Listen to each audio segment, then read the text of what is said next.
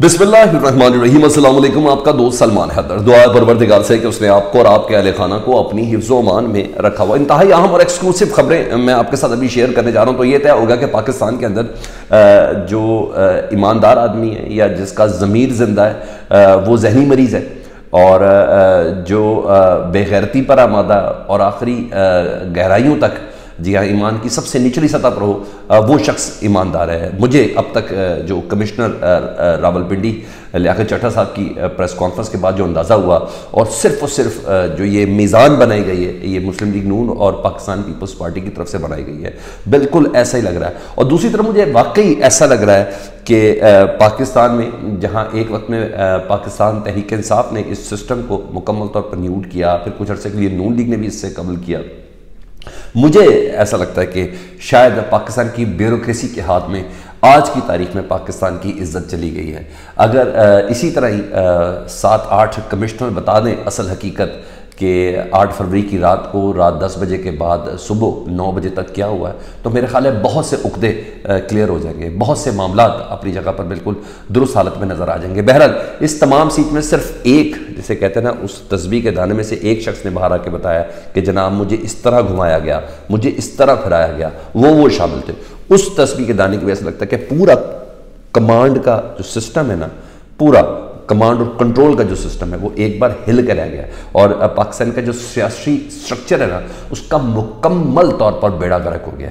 काश जिन्होंने हलफ लिया पाकिस्तान का वो आज सामने आए, 6, 7, 8, 10 ही आ जाए। खुशाब के एक DRO ने शुरू किया था ये मामला, और अब रावलपिंडी के कमिश्नर तक बात पहुंच गई है। आगे की खबरें तो खैर मैं आपके साथ देता हूँ जी।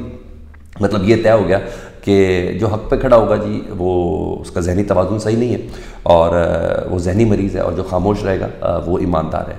बड़ी तकलीफ़ हुई है जी नून लीग और पीपल्स पार्टी को। दोनों जमातें, राना सनाउल हो जाए, तलाल हो जाए, चरजील में मन हो जाए, वो इंसाफ का जहनी मुआयना कराने का मुतालबा करें। कहते कैसे एक शख्स खुदकुशी की बात कर सकता है, कैसे एक शख्स अचानक बात कर सकता है। बल्कि राना सनाउल साहब ने कहा मेरा तो दोस्त है, थोड़ा जहनी दबाव है इसके ऊपर, और सिर्फ आवाम को उल्लू बनाने के लिए जी, और कुछ भी नहीं, ये सारी बातें कर रहे हैं। हालांकि ये जो कह रहे हैं ना कि अचानक से ये बंदा क्यों बोल गया, भाई कभी आपने बशीर मेमन जो थे DG FIA, जिनको 1.5 साल बाद ईमान जागा था इमरान खान साहब के ख़िलाफ़, जो अब माशाल्लाह मुस्लिम लीग नून के सिंध के सदर हैं, उनका तो कभी जहनी मुआयना आपने नहीं करवाया है। मुझे बताएं, उनका ईमान 1.5 साल बाद जागा था, इस बंदे का 8 दिन बाद जाग गया। ज़मीर की आवाज़ है यार, ये तो कचोके मारती है, ये तो तकलीफ देती है।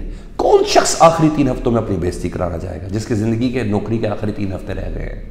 उसका कौन सा सियासी मकसद हो सकता है? आखिरी वक्त पे तो बंदा कहता है जज बशीर की तरह कि भी छुट्टियां दे दो यार, ना कराओ मेरे से फैसले, जज साहब अदालत की, ना कराओ यार मेरे से फैसले, या आखिरी महीना मुझे छुट्टियां दे दो। मैं उसको बार बार खींच के लाया था आखिरी महीनों में। अपराइट आदमी, मेरी इनसे खुद भी मुलाकात रही, कमाल आदमी, बासूल आदमी, वो कह रहा है मैंने पाकिस्तान की कमर पर छुरा घोंपा, मुझे माफ़ कर दें। कौन कहता है, मुतालबा करता है पब्लिक के सामने कि मुझे सज़ाए मौत दे दी जाए? और राना सलाउल साहब कहते हैं कि अगर पाकिस्तान में बेईमानी की सज़ा मौत थोड़ी है। मैं कहता हूँ मौत होनी चाहिए।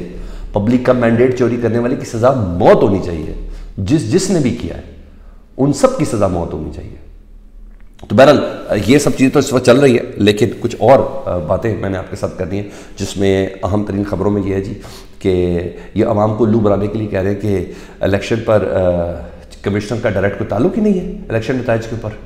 अच्छा मुझे बता दें, तमाम ROs किसको रिपोर्ट करते जी, तमाम DROs किसको रिपोर्ट करते जी? चीफ कमिश्नर को रिपोर्ट करते। किस तरह उल्लू बना सकते हैं ये तलाल चौधरी, राना सनाउल्लाह साहब? अच्छा फिर कमिश्नर ने किसको रिपोर्ट करना है? इलेक्शन कमीशन को, जिनकी सजाए मौत और जिनको फांसी देने की बात कर रहे हैं। है ना इंटरेस्टिंग चीज़, ये जानबूझ के ये सारी चीज़ें लेके चल रहे हैं। और सुने जी, मुझे ऐसा लगता है कि जो इनको जहनी मरीज़ करें वो खुद बहुत बुरे तरीके से जहनी मरीज़ है।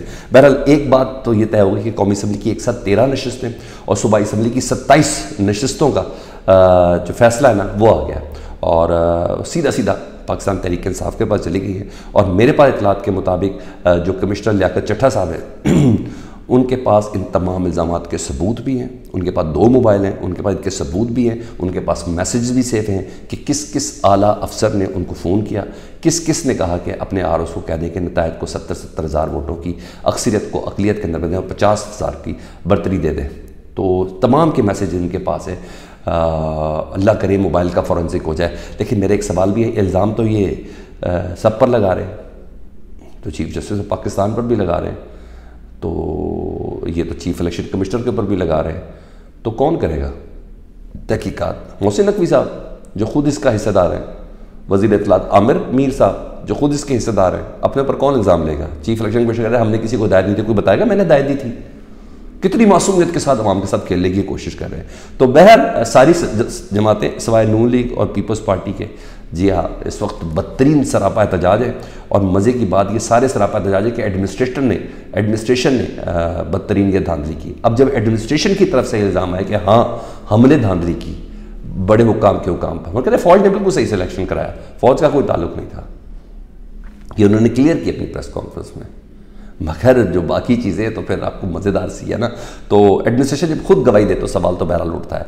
आगे की जो मैंने कहा खबरें मैं आपको बता दूं जी, कि इतलात है कि जी कमिश्नर रावलपिंडी जो है, क्योंकि उन्होंने इस्तीफ़ा दे दिया लाके चट्टा साहब ने, उनको नामालूम मुकाम पर मुंतकिल कर दिया गया। तो अब आप इस चीज़ के भी रहिएगा, वो कहेंगे कि मेरे पर जहनी दबाव था, मेरे पर कुछ था जिसकी वजह से मैंने ये प्रेस कॉन्फ्रेंस कर दी, मेरी दवाइयाँ शॉर्ट थी या कुछ थी। ये सब चीज़ें पाकिस्तान में हमने देखी हुई है ना, ये पाकिस्तान में हमने ये सारी चीज़ें देखी हुई हैं। ये प्रेस कॉन्फ्रेंस अभी हालिया तो 2-3 महीने में तो बहुत ज़्यादा देखी है, नहीं तो अगर डॉक्टर कदीर भूल गए किसी को तो वो भी याद रखें, तो वो कहेंगे, कह सकते हैं उनको, क्योंकि नामालूम मुकाम पर मुंतकिल कर दिया गया।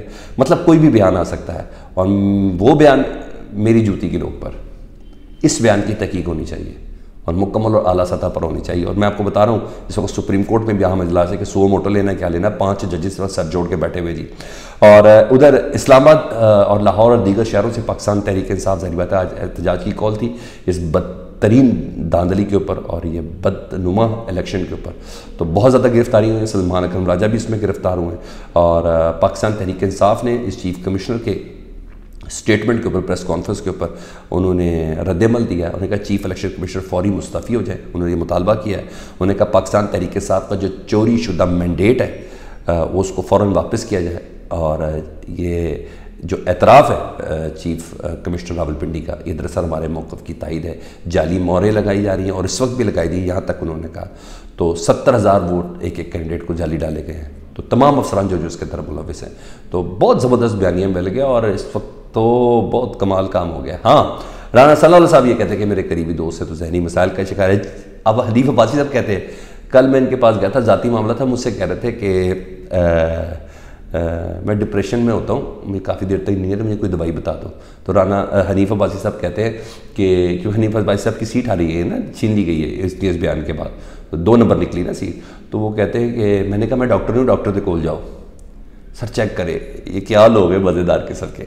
ये सब चल रहा है। दूसरी तरफ बड़ी खबर ये है कि सुप्रीम कोर्ट का इस वक्त इजलास जारी है। 5 जज, जस्टिस मुनीब, जस्टिस ताहिरा साहिबा, सुप्रीम कोर्ट की चीफ जस्टिस काजी फायज़ साहब और दीगर कुछ और जजेस हैं। अतर मिनल्ला साहब भी उस इजलास के अंदर मौजूद है, जहाँ इस वक्त कोर्ट पे नहीं कमरे में बाकायदा इजलास हो रहा है कि हमने इसको अस खुद नोटिस बना लें या पीर के दिन जो एक दरख्वास्त है जिसको समाअत के लिए मुकर्रर किया गया उसके साथ इसको अटैच कर दें कि इलेक्शन के नतायज को कलअदम करार दिया जाए। तो सुप्रीम कोर्ट डेफिनेटली इस फैसले को आगे लेके बढ़ेगी। वहाँ वो कहते हैं ना, आग लगी बस्ती में और हम अपनी मस्ती में, वो वाला काम चल रहा है। नून लीग और पीपल्स पार्टी ने ना इस वक्त 2.5 साल की हुकूमत और वजारतें लेने पर इस वक्त ज़बरदस्त किस्म की बात हो रही है कि 2.5 साल रहेंगे और दोनों 2.5 साल अगर पीपल्स पार्टी की हुकूमत होगी तो वजारतें नून लीग लेगी, और अगर पहले 2.5 साल नून लीग की हुकूमत होगी तो वजारतें पीपल्स पार्टी भी लेगी, वरना नून लीग ने कहा कि हमारे लिहाज से अलहदा हो जाएंगे।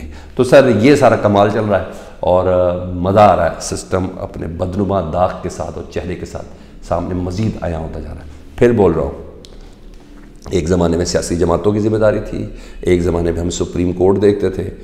पहली बार ऐसा लगा है कि पाकिस्तान की ब्यूरोक्रेसी की भी उतनी जिम्मेदारी है। चाहे तो पाकिस्तान को दुरुस्त कर दे, 4 से 5 कमिश्नर आके बता दें कि हकीकत क्या है। आपको क्या लगता है? फीडबैक में बताइएगा। अपना बहुत ख्याल रखें। अल्लाहुम्मा सल्ली अला मुहम्मद व आले मुहम्मद।